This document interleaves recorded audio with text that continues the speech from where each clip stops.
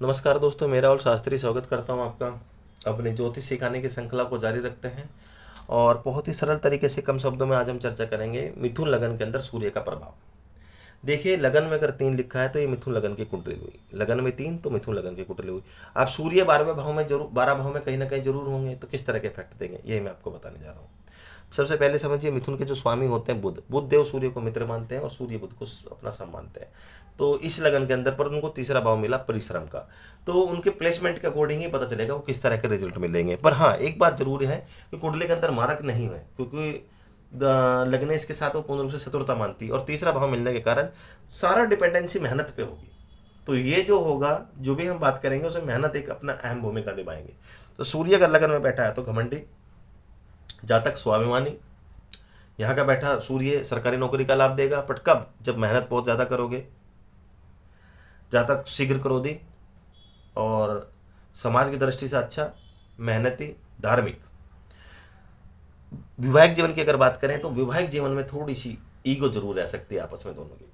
दूसरे भाव में अगर सूर्य है तो कर्क राशि में बैठे हुए हैं। कर्क जल तत्व का, सूर्य अग्नि तत्व का, पराक्रम के से होके यहाँ अपने सुख फल में थोड़ी सी कमी जरूर कर देंगे, क्योंकि जल और अग्नि का संबंध बन गया। पर कर्क राशि में खराब फल नहीं देते, क्योंकि कर्क राशि में कर्क लगन के अंदर धन भाव मिलता है सूर्य को, और धन में ही सूर्य बैठे हैं।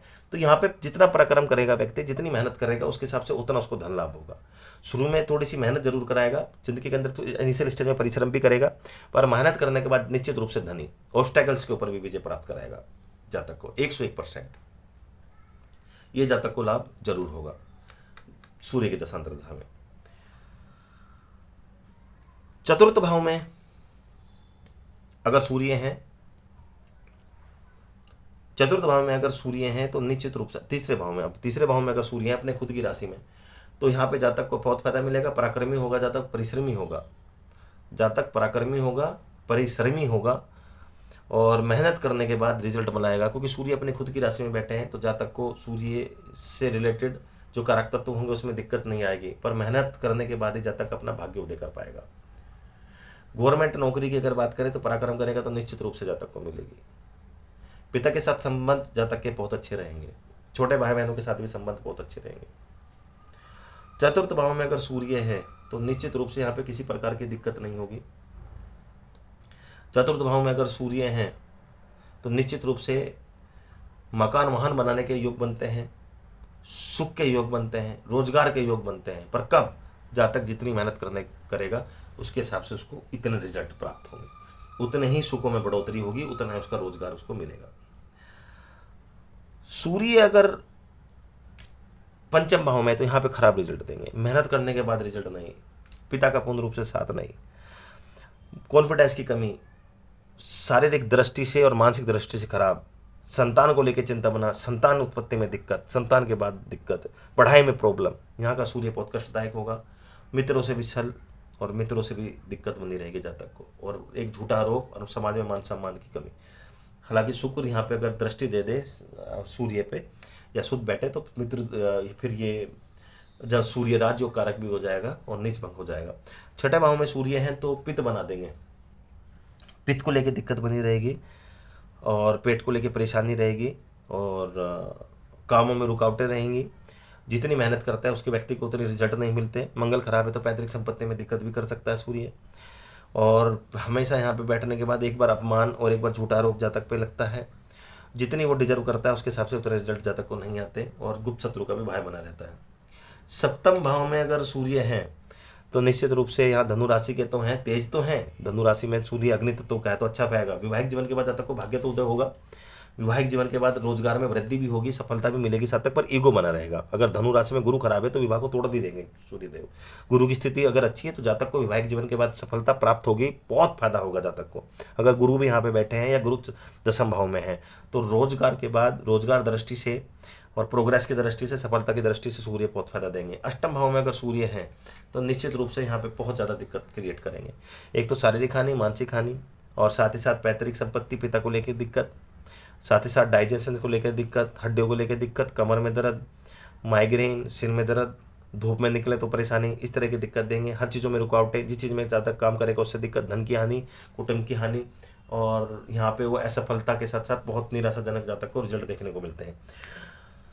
अगर अष्टम नवम भाव में सूर्य हैं, सूर्य का नवम भाव में अच्छा माना जाता है, धर्म के कारक माने जाते हैं और धर्म में बैठे हुए हैं पर शत्रु राशि में, तो यहाँ पे मिक्स फल देंगे। हालांकि अपनी सातवीं दृष्टि से अपने भाव को देख रहे हैं, तो यहाँ पे मेहनत करने के बाद जाता है भाग्य उदय होगा। अगर शनि बहुत अच्छा बैठा है केंद्रीय त्रिकोण के अंतर, तो निश्चित रूप से भाग्य तो उदय होगा, पर एक अवधि के बाद।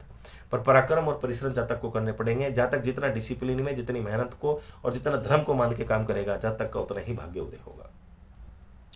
दसम भाव में अगर सूर्य है तो यहाँ पे गवर्नमेंट नौकरी के योग तो बनाता है सूर्य, और पर दिक्कत यही है कि जितनी वो मेहनत करेगा उसके हिसाब से रोजगार में उसको उतनी वृद्धि मिलेगी, या फिर अगर नौकरी मेहनत करेगा तो ही गवर्नमेंट नौकरी के चांसेस मिलेंगे।